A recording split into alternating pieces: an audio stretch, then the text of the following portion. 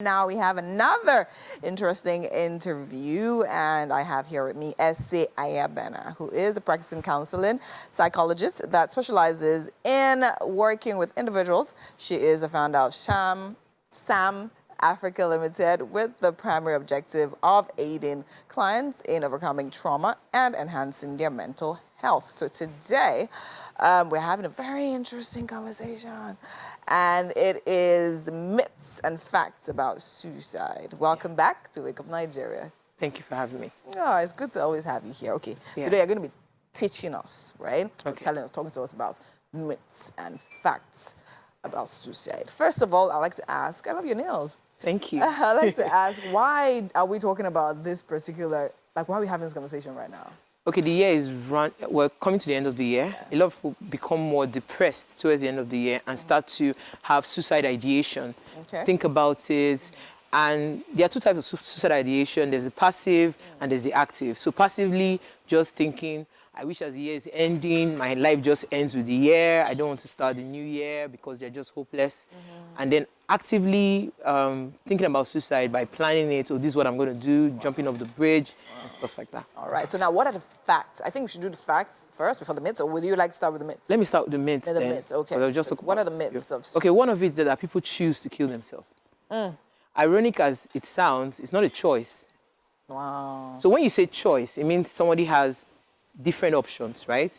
So you can choose from them. For anybody that wants or tries to kill themselves, there are no choices. That's the only way.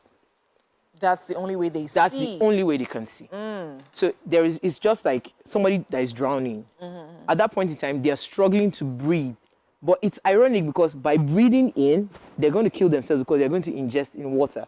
So for them, there is no way out, and they just want to find a way out. And that's the only way they can see. They can see. So now, let me just take you back a little bit. Okay. And how do they come? I mean, what state of the is their mind at that point where they see only that way? I don't know if you get the question.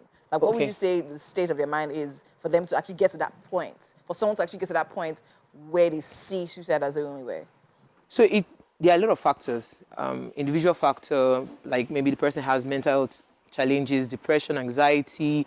Another factor will be how they are treated by their environment, like bullying, if they're being bullied, if they don't have support system from their families. So all these factors, when they come in play, that's when that becomes the problem.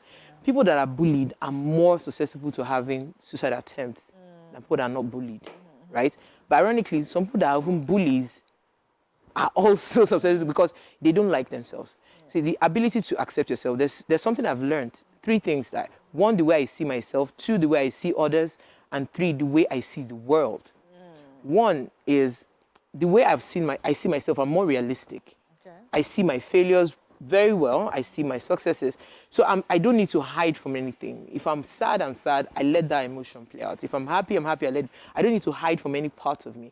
When the way I see others, I don't compare myself to others. I don't need to be better than you. There's nothing that, why should I strive to outshine you or outdo you? I see myself more realistically that I'm in a class all by myself. Then the way I see the world, a lot of us see ourselves as, the thing is happening to me. The world is, everybody just does not like me. You understand? People see the world with that, from that point of view, and that can be depressing. That can be depressing, amazing. Okay, so we've spoken about one myth of suicides. We have others. Yeah. So another one is they are seeking for attention. So they just it's attention seeking. They don't really want to do it. Even if they want to do it, it's just they are praying they will not die. So that people will now just, like, I think somebody posted something, but let's not go there. But the truth is, I'm not saying people don't do that for attention. Because I've seen some posts that icks me. You see something like, I'll go and kill myself next week. Or people that post on social media. Yeah. And they say, okay, fine, I'm ending it or something like that. I don't joke with anything like that because that could actually be a cry for help. Yes. So the truth is, if someone says it out loud, take it as a cry for help. It's better to be it's better to err on the side of caution. Yeah. So it's better to just take it up than to now discover later that, because a lot of us cry A lot of people. When everything, they're like, oh, and like, but you saw it coming. The person, nobody that will kill themselves will So another myth is there's no warning sign. This thing just happened. It didn't just happen. They said things. They will say things like, I can't see. They said they will say like there's nothing in the future. They said they start to live for. Nothing to live for. They might even say it jokingly. Ironically, a lot of people that are depressed post more on social media. Yeah. So sometimes we assume, like, okay, a lot of people that post more, so they are doing it like their own cry for help. They are just coming out there, they are talking. So if someone is posting too much, just posting, check on the person. People, you don't just wait for someone to tell you that something is wrong. If someone is out of character, talking sometimes too much can be a cry for help. Not talking at all can be a cry for help. Depends on the personality. So you know your friends around you, you watch out for those signs, and you just reach out. There's nothing wrong in that, especially with the times we're in right now. All right, amazing. Okay, so are those all the myths? Have some more you like to touch on? Okay, so one of it is the fact that we think that they are doing it to hurt us. Like, maybe a guy and a girl, and like, I'm going to kill myself, and you think, oh, you're doing it so that it will pay me, Abby. You know, that kind of a thing.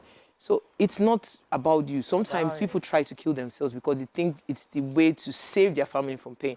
I always like using myself as an example because I've attempted suicide countless times. And it got to a point I felt like a burden.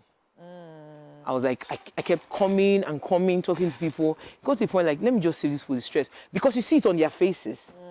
And people ask me, what do you do when people... It's in the body language. You're telling me it's okay, but in your body language, don't come again. Yeah, I've come again.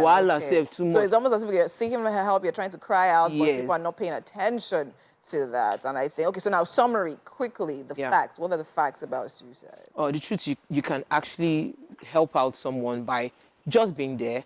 Your body language goes a long way. Listen, no judgment, empathize, try to understand. Don't just listen to hear or respond.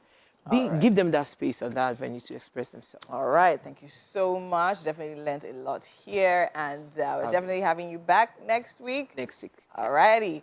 Thank you so much.